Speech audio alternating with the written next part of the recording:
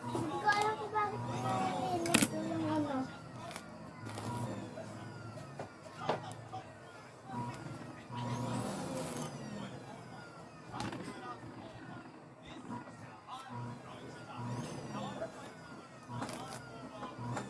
Ipon, di mo lang yan. Nasira yan.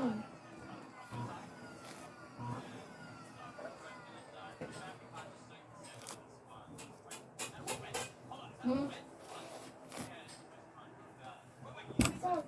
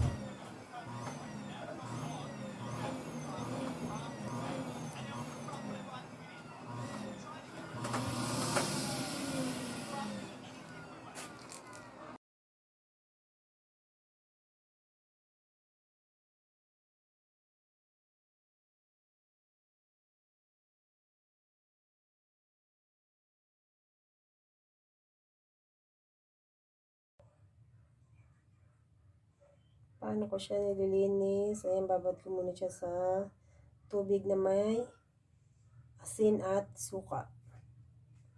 Yan, ganyan siya para malinis. And then, hugasan ulit. Babad sa tubig at asin na may suka.